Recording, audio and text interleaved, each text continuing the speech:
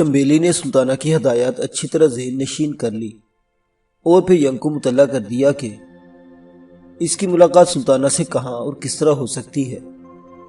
Young نے فوراً آمادگی ظاہر کر دی۔ 1 ہفتے بعد ملاقات طے پا گئی۔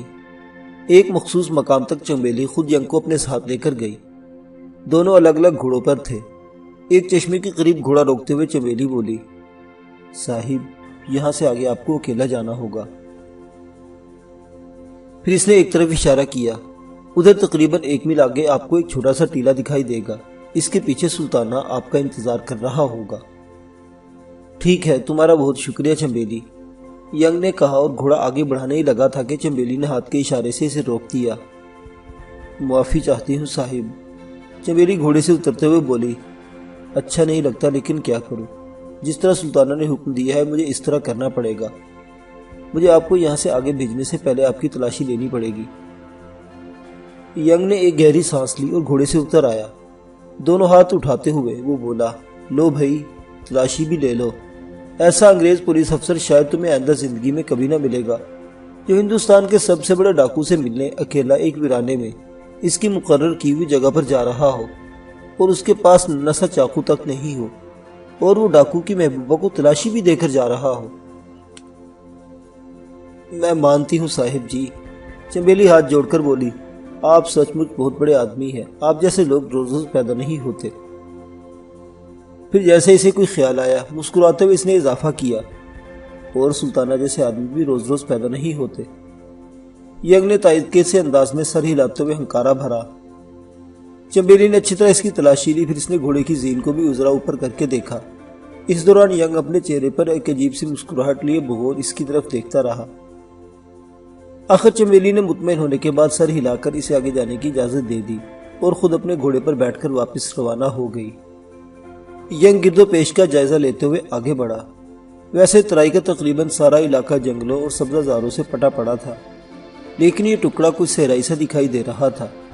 زمین ریتلی مگر سخت تھی، کہیں کہیں پتھر بھی بکھرے ہوئے تھے، دور دور تک سناٹا اور ویرانی بھی تھی، مگر ینگ کو کچھ یوں لگ رہا تھا جیسے کہیں سے نادیدہ آنکھیں اسے دیکھ رہی تھی۔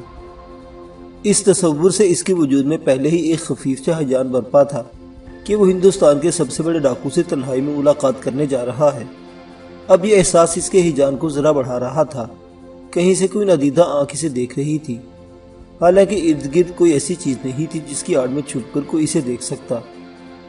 اسے نہیں معلوم تھا کہ سلطانہ نے جس ٹیلے کے قریب اسے بلایا تھا وہ اسی پر لیٹا اس کی اوٹ سے دوربین کے ذریعے اسے دیکھ رہا تھا، بالکل اسی طرح جیسے ینگ رام نگر کے قریب بننے والے مندر میں سلطانہ کی آمد کے موقع پر ایک پہاڑی کی اوٹ سے اسے دیکھ رہا تھا۔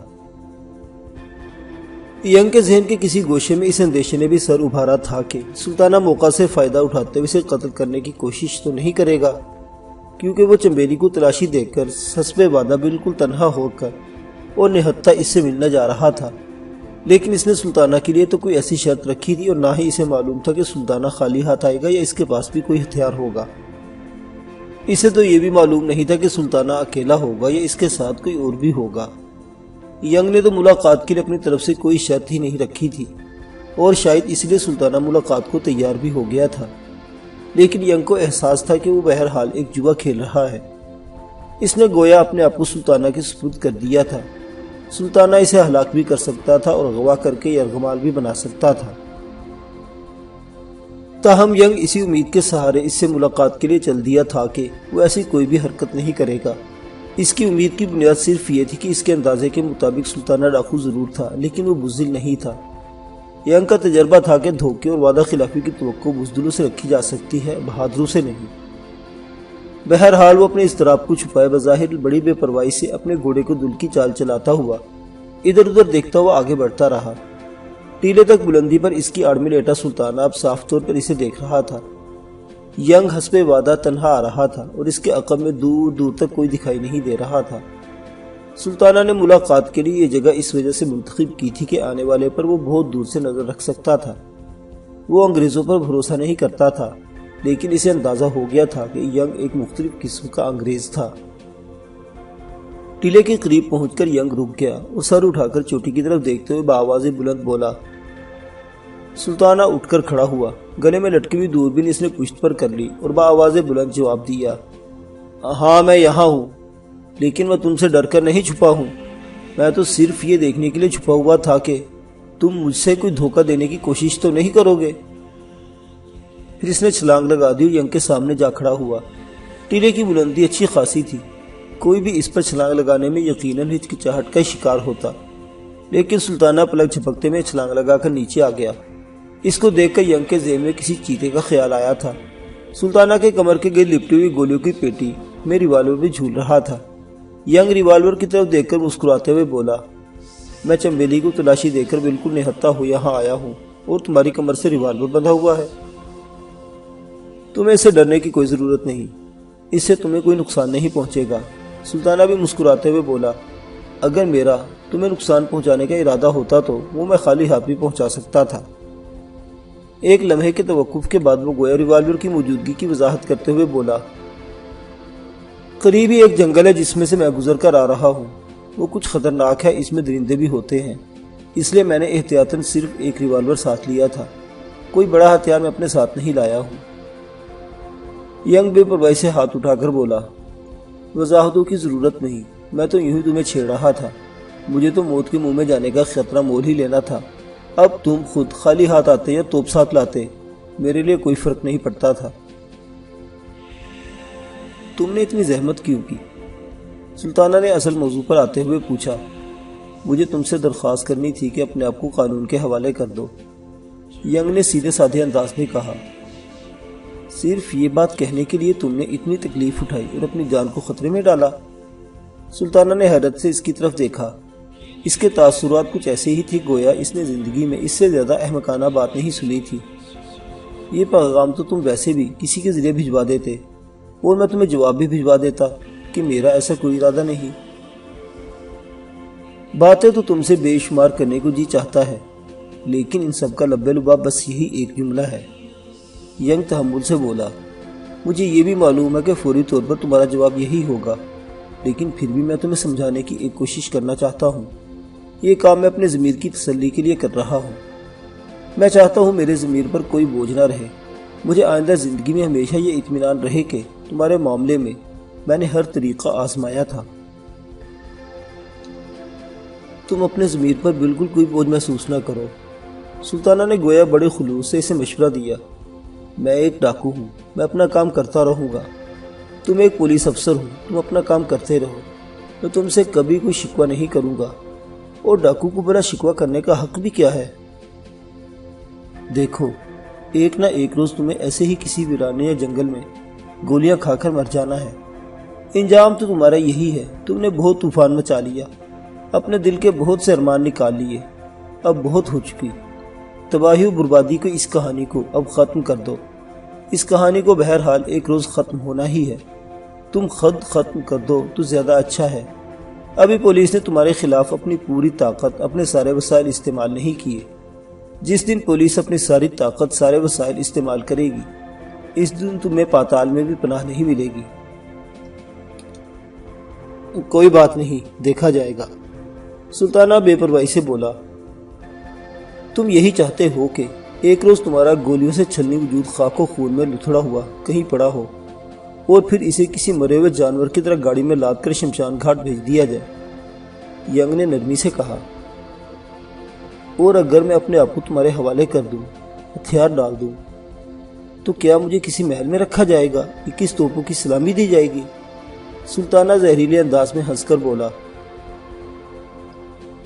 ظاہر ہے اس کے بعد بھی جیل ہی میرا مقدر ہوگی، جہاں میرے ساتھ نہ جانے کیا سلوک ہوگا، پھر مجھے پھانسی دے دی جائے گی، وہ بھی کوئی ایسی حسین موت نہیں ہوگی۔ میری گردن 1 فٹ لمبی ہو جائے گی، آنکھیں باہر آ جائیں گی، زبان منہ سے لٹک جائے گی۔ تمہارے خیال میں یہ بہت اچھا انجام ہے؟ ہاں، ہوگا تو یہی، ینگ نے تسلیم کیا۔ میں تمہیں یہ دھوکہ دینے کی کوشش نہیں کروں گا کہ میں تمہیں معافی دلوا دوں گا، معافی تو تمہیں کسی قیمت پر مل نہیں سکتی، لیکن اگر تم اپنے آپ کو قانون کے حوالے کر دیتے ہو تو نہ جانے کتنے بے گناہ انسانوں کی جانیں تمہارے ہاتھوں ضائع ہونے سے بچ جائیں گی، نہ جانے کتنے مالدار لوگ کنگال ہونے سے بچ جائیں گے، ملک کے ایک بڑے حصے میں ایک بڑا فساد تھم جائے گا، اور تمہیں 1 لاکھ روپے مل جائے گا انعام کی صورت میں۔ سلطانہ مسکراتے ہوئے بولا، میں نے سنا ہے انگریز سرکار نے مجھے ہلاک کرنے یا زندہ گرفتار کرنے پر انعام کی رقم 50,000 روپے سے بڑھا کر 1 لاکھ کر دی ہے۔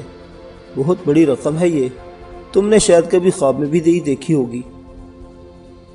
ہاں یہ بات تو ہے، ینگ نے تسلیم کیا۔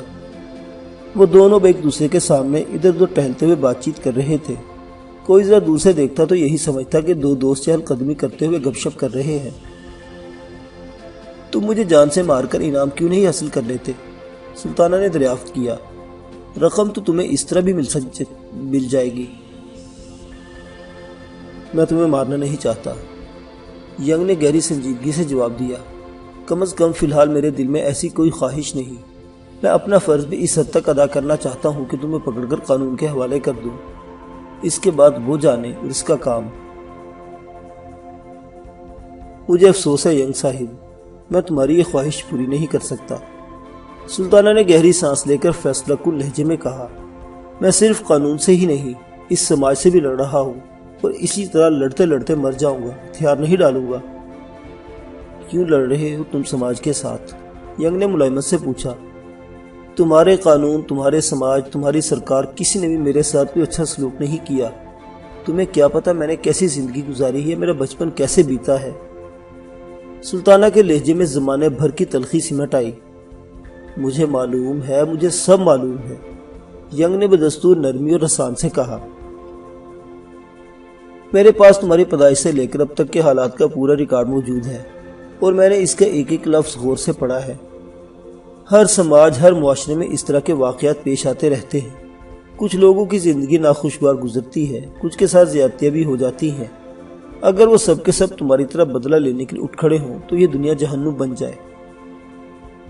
اس نے ایک لمحے توقف کیا، پھر پہلے سے بھی نرم لہجے میں بولا۔ میں تمہیں ایک بات اور بتاتا چلوں، یہ میرے دل کی بات ہے۔ ایک نہ ایک روز اس ملک کو آزاد ہونا ہے۔ ہم انگریزوں کو یہاں سے جانا پڑے گا۔ عین ممکن ہے کہ ہمارے بعد تمہارے اپنے ملک کے لوگ تمہارے ساتھ یا تمہارے آنے والی نسلوں کے ساتھ اس سے بھی برا سلوک کریں۔ جس نے تمہیں سماج کا باغی بنا دیا ہے، مجھے نہیں معلوم اس وقت تم یا تمہاری آنے والی نسلیں کیا کریں گی۔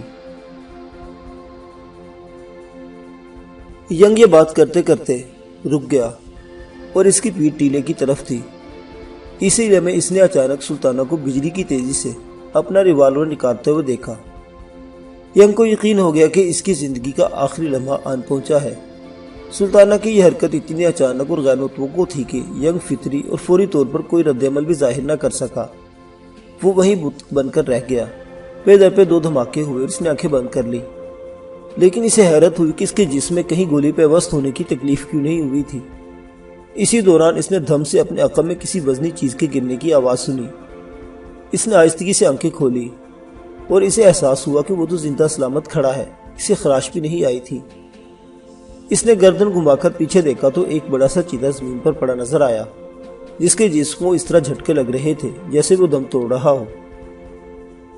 معاف کرنا ینگ صاحب، اس نے سلطانہ کی پرسکون آواز سنی۔ یہ چیتا شاید بھٹکتا ہوا جنگل سے اس طرف آ نکلا، یا شاید انسانوں کی بو سونگ کر آ گیا تھا۔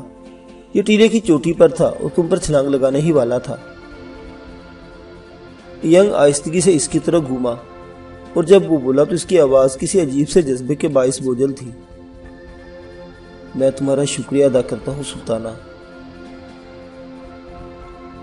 سلطانہ کے ریوالور کی نالی سے ابھی تک دھوئیں کی لکیر ہوا میں مدغم ہو رہی تھی۔ وہ نال مر پھونک مارتے ہوئے بے پرواہی سے بولا، شکریہ کی ضرورت نہیں، رام نگر کے مندر میں مجھے دیکھ کر تم نے گولی نہیں چلائی تھی، تم نے مجھے ایک نیا جیون دیا تھا۔ بہت جلدی حساب برابر ہو گیا۔ شاید بھگوان بھی یہی چاہتا ہے کہ سلطانہ پر کسی کا احساس زیادہ دیر نہ رہے۔ وہ ینگ کی طرف دیکھ کر مسکرا دیا اور ریوالور اس نے دوبارہ ہولسٹر میں رکھ لیا۔ ینگ پہلے اس کے نشانے پر حیران نظر آ رہا تھا۔ اس نے چھلانگ لگاتے ہوئے چیتے کی پیشانی پر عین آنکھوں کے درمیان میں دونوں گولیاں ماری تھی، اس لیے وہ اتنی جلدی مر گیا تھا۔ اب ینگ اس کی بات سن کر بری طرح چونک اٹھا تھا۔ وہ بے یقینی سے بولا، تمہیں اندازہ ہو گیا تھا کہ پہاڑی پر میں تھا؟ ہاں، مجھے موت کے قدموں کی چاپ بہت دور سے سنائی دی جاتی ہے، اور شاید میں اسی رب تک بچا ہوا ہوں کہ یہ چاپ سن کر میں راستہ بدل لیتا ہوں۔ سلطانہ مسکراتے ہوئے بولا۔ میں نے تمہیں دیکھا نہیں تھا کیونکہ اس وقت میرے پاس دوربین نہیں تھی۔ ویسے بھی تم پہاڑی کی اوٹ میں چھپے ہوئے تھے، لیکن میں نے موت کی آہٹ سن لی تھی۔ پھر جب دیر تک گولی نہیں چلی تو میں نے سوچا پورے ہندوستان کی پولیس میں صرف ایک ہی آدمی ہے جو مجھے بندوق کے نشانے پر لینے کے بعد زندہ چھوڑ سکتا ہے، اور وہ فریڈی ینگ ہے۔ فریڈی ینگ مسکرا دیا۔ سلطانہ نے تجسس سے پوچھا، تم نے مجھے چھوڑ کیوں دیا تھا؟ وہ ایک سنہری موقع تھا۔ ہندوستانی پولیس کی تاریخ میں تمہارا نام امر ہو جاتا اور تمہیں 1,00,000 روپے انعام بھی مل جاتا۔ 1,00,000 روپیہ بہت بڑی رقم ہے۔ مجھے ہندوستان کی پولیس کی تاریخ میں اپنا نام امر کرانے کا شوق ہے، اور نہ ہی 1,00,000 کی رقم جیب میں آنے کے خیال سے میرے دل کی گدگدی ہوتی ہے۔ ینگ سنجیدگی سے بولا، جب میں پہاڑی پر سے تمہیں نشانہ لیے ہوئے تھا، معلوم نہیں کیوں مجھ پر پھر وہی خواہش غالب آ گئی کہ میں تمہیں زندہ حالت میں انگریز سرکار کے حوالے کروں۔ رقم تو اس طرح بھی مل جائے گی، لیکن مجھے اس سے دلچسپی نہیں ہے۔ اگر تم کہو تو تمہاری گرفتاری کے بعد میں انعام کی رقم کسی بھی ایسے شخص کو دے دوں گا جس کا نام تم مجھے لکھوا دو گے۔ سلطانہ نے نہ جانے کیوں ایک زوردار قہقہا لگایا اور خوش دلی سے بولا، ینگ صاحب تم واقعی ایک دلچسپ آدمی ہو۔ دلچسپ تو شاید نہیں، لیکن مختلف ضرور ہوں۔ جس طرح تم ایک مختلف قسم کے ڈاکو ہو، اسی طرح میں ایک مختلف قسم کا پولیس والا ہوں۔ شاید یہ بھی قدرت کی طرف سے ہوتا ہے۔ ہر محکمے اور زندگی کے ہر میدان میں کہیں نہ کہیں ایک آدھ آدمی ایسا ضرور ہوتا ہے جو وہاں کے روایتی آدمیوں سے بالکل الگ اور مختلف ہوتا ہے۔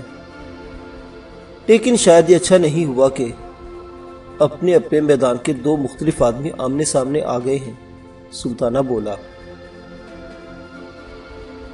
ہم میں سے اگر ایک آدمی بھی روایتی ہوتا تو روایتی پولیس والے ہوتے، یا میں روایتی ڈاکو ہوتا تو شاید ہماری کہانی اب تک ختم ہو چکی ہوتی۔ شاید تم دوسری دنیا میں پہنچ چکے ہوتے، یا پھر میں اس دنیا میں نہ ہوتا۔ میرے خیال میں تو قدرت جو کرتی ہے اچھا ہی کرتی ہے۔ قدرت ہم دونوں کو بار بار ایک دوسرے کے سامنے لا رہی ہے۔ شاید اس میں اس کی کوئی مصلحت ہو۔ ینگ بولا، میں ایک بار پھر کہوں گا کہ تم اپنے آپ کو میرے حوالے کر دو۔ سلطانہ گویا بڑے تحمل سے کام لیتے ہوئے مسکرایا اور دھیمے لہجے میں بولا، یہ خواب دیکھنا چھوڑ دو ینگ صاحب۔ ٹھیک ہے، تو پھر ہم خامخواہ کی باتوں میں وقت ضائع نہیں کرتے۔ ینگ ٹھنڈی سانس لے کر بولا، میں اب چلتا ہوں۔ وہ اپنے گھوڑے کی طرف بڑھا، لیکن پھر رک کر مردہ چیتے کا جائزہ لینے لگا۔ اس نے پاؤں سے اس کا منہ ذرا سیدھا کیا اور 2 گولیوں سے اس کی پیشانی پر پڑنے والے گڑھے کو دیکھنے لگا، جس سے بہت سا خون اور بھیجا نکل کر ریتلی زمین پر جمنے لگا تھا۔ شاید مردہ چیتے کو دیکھ کر ینگ کو کوئی خیال آیا اور وہ مڑ کر سلطانہ کی طرف دیکھتے ہوئے بولا، تمہیں ہلاک کرنا میری آخری ترجیح ہوگا، اور میں بہت مجبوری کی حالت میں ایسا کروں گا۔ میرا بھی تمہارے بارے میں یہی خیال ہے، سلطانہ مسکراتے ہوئے ٹھہرے ٹھہرے لہجے میں بولا۔ میرا خیال یہ بھی ہے کہ دوستانہ ماحول میں یہ میری اور تمہاری آخری ملاقات تھی۔ ینگ بولا، تمہارا خیال ہے تو شاید ٹھیک ہی ہو، میں تو تم سے یہ نہیں کہوں گا تم اپنا خیال بدل لو، سلطانہ بولا۔ تمہارا بھی تو کوئی خیال ہوگا، تم بھی اس سلسلے میں کچھ کہو، ینگ نے گویا اسے خریدنے کی کوشش کی۔ میں دماغ سے نہیں دل سے سوچتا ہوں، وہ میرے دل کی بات میرے دل میں ہی رہنے دو، سلطانہ نے جواب دیا۔ اس کے ہونٹوں پر مدھم سی مسکراہٹ اب بھی برقرار تھی۔ دل سے تو میں بھی سوچتا ہوں، لیکن اپنے دل کی بات دوسروں کو بھی بتا دیتا ہوں، ینگ بولا۔ بتا تو میں بھی دیتا ہوں، لیکن اس وقت میرے پاس بتانے کے لیے کچھ نہیں ہے، سلطانہ سنجیدگی سے بولا۔ مجھے نہیں معلوم کہ ہماری آخری ملاقات کب ہو، کن حالات میں ہو، اور اس وقت میں کیا کروں۔ میرے دل نے ابھی اس سلسلے میں کوئی فیصلہ نہیں کیا۔ میں یہ فیصلہ وقت پر چھوڑتا ہوں۔ دیکھتے ہیں وقت ہمیں کیا کیا دکھاتا ہے۔ بہت سی باتیں اس طرح ہو جاتی ہیں جس طرح ہم نے سوچا بھی نہیں ہوتا۔ جیسے یہ چیتا اس ٹیلے کے اوپر سے تم پر کودنے لگا تھا، ہم میں سے کوئی سوچ بھی نہیں سکتا تھا کہ ایسا بھی ہو سکتا ہے، اور 1 سیکنڈ پہلے تک میں یہ نہیں کہہ سکتا تھا کہ اگر میں ایسا ہوتے دیکھوں گا تو کیا کروں گا۔ بس اسی طرح یہ بات ہم وقت پر چھوڑ دیتے ہیں۔ ینگ نے پرخیال انداز میں اس کی طرف دیکھتے ہوئے دھیرے دھیرے اسبات میں سر ہلایا، پھر اپنے گھوڑے کی طرف بڑھ گیا جو گھاس کی تلاش میں ادھر ادھر صحرائی پودوں پر منہ مار رہا تھا۔ اس نے گھوڑے کے منہ سے نکالی ہوئی لگام دوبارہ اس کے منہ میں ڈالی اور اس پر سوار ہو کر وہاں سے روانہ ہو گیا۔ سلطانہ ٹیلے سے ٹیک لگائے وہیں کھڑا اسے جاتے دیکھتا رہا۔ معزز سامعین حضرات، یہ دلچسپ داستان ابھی جاری ہے، بقیہ واقعات اگلی قسط میں۔ دیکھتے رہیے اردو داستان۔ اللہ حافظ۔